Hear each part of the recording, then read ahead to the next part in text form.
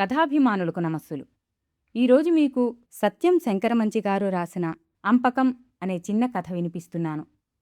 అమరావతి కథలు సంపుటిలోని ఈ కథ తండ్రి కూతుళ్ల అనుబంధంలోని అమృతత్వానికి అద్దం పడుతుంది. ఈ కథలోని పేగుబంధం మన పేగుల్ని కూడా మెలిపెడుతుంది. ఇక కథలోనికి వెళదామా? శివయ్య తన ఒక్కగానొక్క కూతురు సీతని అత్తవారింటికి పంపుతున్నాడు. పొద్దుట్నుంచి ఇల్లంతా మహా సందడిగా ఉంది. శివయ్య కాలుగాలిన పిల్లిలా బజారుకి ఇంటికి ఒకే పరుగు. అరటిపళ్ళు గెలవచ్చిందా? అరిసెలు మూటకట్టారా? సున్ని ఉండల డబ్బా ఎక్కడా? అంటూ ఇల్లంతా కదం తొక్కుతున్నాడు. శివయ్య భార్య పార్వతమ్మకి ఊపిరి సలపటం లేదు. ఎందరమ్మలక్కలు సాయం చేసినా ఊరికే హైరానా పడిపోతూ గదులన్నీ చుట్టుముట్టి వస్తోంది. సీతకి పట్టుచీర కట్టారు. పాదాల నిండా పసుపు రాసి పారాణి పెట్టి నుదుట పెద్ద బొట్టు పెట్టి బుగ్గన చాదుచుక్క అద్దారు. తోటి ఈడువాళ్లు ఆటలు పట్టిస్తుంటే గదిలో పీటమించి లేచి యువతలకు రాలేదామె. అంతా వెళ్ళిపోయినా తలవంచుకు పీటమీదే కూర్చుంది. పాదాలకున్న పసుపు పట్టుచీర పూసుకుంటుంటే ఆలోచించుకుంటోంది. నేను వెళ్ళిపోతున్నాను. అమ్మని నాన్నని విడిచి వెళ్ళిపోతున్నానా? శివయ్య దొడ్లో వేపచెట్టు కానుకుని బెంబేలైపోతున్నాడు. తన తల్లి వెళ్ళిపోతోంది. తన ఇంటి దీపం వెళ్ళిపోతోంది. తన చిట్టి తల్లి తనని రోజూ పలకరించకపోతే తనకి ఎట్లా గడుస్తుంది? 16 ఏళ్ల క్రితం పురిటింట్లో చంటిపాప కెవ్వుమంటే మహాలక్ష్మి పుట్టిందన్నారు. ఆ క్షణం నుంచి శివయ్యకి పాపకి ప్రాణం లంకే.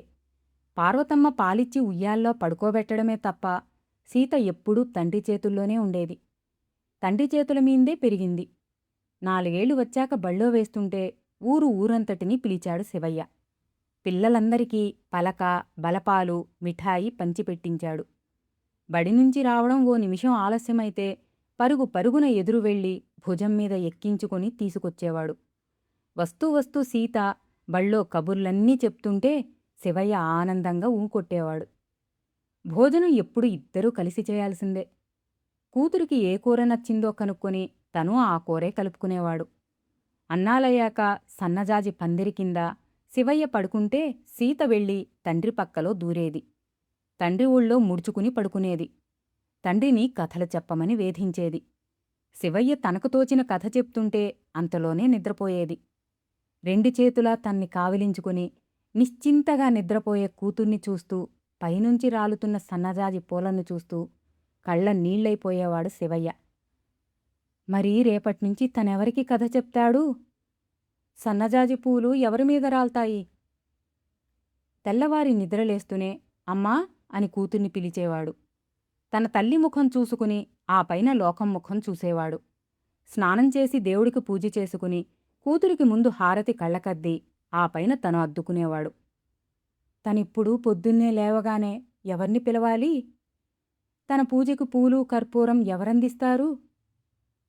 సీత పెద్దదై సంబంధం కుదిరి పెళ్లి ముహూర్తం నిశ్చయమైనప్పుడు, తన బతుకులో జరిగే ఒక శుభకార్యం ఘనంగా జరుగుతున్నప్పుడు, అల్లుడికి కాళ్లు కడిగి కన్యాదానం చేస్తుంటే తన బతుకంతా ధారపోస్తున్నట్టనిపించింది శివయ్యకి.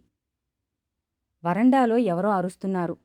బళ్ళు వచ్చాయి, ఇంకా ఏమిటి ఆలస్యం అని. శివయ్య లేచి ఇంట్లోకి వచ్చాడు. బళ్లలో సామాన్లు సర్దుతున్నారు. తన ఇంటినెవరో దోచుకుపోతున్నట్టుంది శివయ్యకు. ఒక్కొక్కరే బళ్ళు ఎక్కుతున్నారు. శివయ్య ఏర్పాట్లు ఏవీ చూడ్డం లేదు. గదులన్నీ పిచ్చిగా తిరుగుతున్నాడు. ఒక మూలగా పార్వతమ్మ కళ్ళొత్తుకుంటోంది. ఆవిడికి తిరిగే ఓపిక కూడా లేదు. ప్రయాణమైన సీత అందరికంటే ఆఖరున వచ్చింది. పట్టుచీర, నగలు, మెళ్ళో గంధం, కాళ్లకు పసుపు, నడుముకు వడ్డాణం. తండ్రి పాదాలకు వంగి నమస్కరించింది. పాదాలు పట్టుకు వదల్లేదు. శివయ్య కూలబడిపోయాడు. సీత కళ్లలోకి చూశాడు. నా గుండె, నా ప్రాణం, నా నెత్తురు, నా 2 కళ్ళు నువ్వేనమ్మా. వెళ్ళిపోతున్నావా తల్లి? నోట మాట రావడం లేదు. కన్నీటి పొరల్లో సీత కనిపించటం లేదు. ఏమిటట్లా ఇదైపోతావ్? లోకంలో నువ్వే కూతుర్ని కన్నావా? ఇది సహజం లేలే అంటూ ఎవరో లేవదీశారు. ఇద్దరూ విడిపోయారు. శివయ్య కళ్ళు తుడుచుకుని లేని దర్పం తెచ్చుకుని ఉత్తరీయం భుజాలకిరుప్రక్కలా వేసుకుని బళ్ల వెనక నడవసాగాడు. మధ్యలో జ్వాలమ్మ గుడి దగ్గర ఆపించి కూతుర్ని తీసుకెళ్లి తల్లికి ముక్కించి, తల్లీ, నాకు కూతుర్నిచ్చి ఇలా అన్యాయం చేస్తావా అన్నాడు. ఊరు దాటింది. ఆగిపొమ్మన్నా వినకుండా శివయ్య బళ్ల వెనకాలే వస్తున్నాడు. ఒకచోట బండి ఆపించి అల్లుణ్ణి దింపి పక్కకు తీసుకెళ్ళి 2 చేతులూ పట్టుకుని అన్నాడు. అయ్యా, నా తల్లిని పువ్వుల్లో పెట్టి పెంచాను. నా గుండెలో పెట్టుకుని సాక్కున్నాను. పిల్ల అది తెలియక ఎప్పుడన్నా తప్పు చేస్తుంది. అప్పుడు నీకు కోపం వస్తుంది. తప్పులేదు, తిట్టాలనిపిస్తుంది. సహజమే. ఒక్కోసారి కొట్టాలనిపిస్తుంది. పర్వాలేదు. అలాటప్పుడు బాబూ, నాకు ఒక కార్డు ముక్కరాయి. కాకితో కబురంపు, వాలిపోతాను. నీ కోపం తీరేదాకా నన్ను తిట్టు. నీ కసి పోయేదాకా నన్ను కొట్టు. బాబూ, తమలపాకులాంటిదయ్యా నా తల్లి అంటూ బావురుమన్నాడు. ఆ మాటలకి అల్లుడికి కళ్ళనీళ్లు తిరిగి ఏమీ చెప్పలేకపోయాడు. చుట్టూ ఉన్నవాళ్లు ఛ, ఊరుకో, విడ్డూరం అంటూ సర్ది బళ్లని పంపించేశారు. పొద్దుపోయి కాళ్ళీడ్చుకుంటూ ఇంటికొస్తే పార్వతమ్మ స్తంభానికి ఆనుకుని కూర్చుని ఉంది. ఇల్లంతా బోసిపోయి ఉంది. మనసంతా ఖాళీగా ఉంది.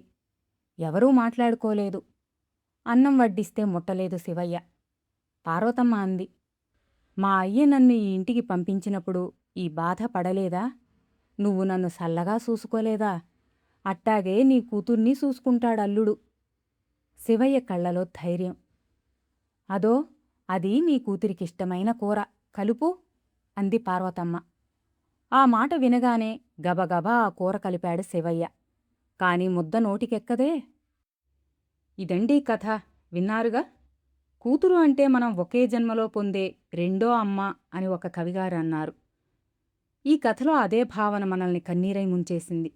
మరో మంచి కథతో మళ్ళీ కలుద్దాం. అంతవరకు సెలవు.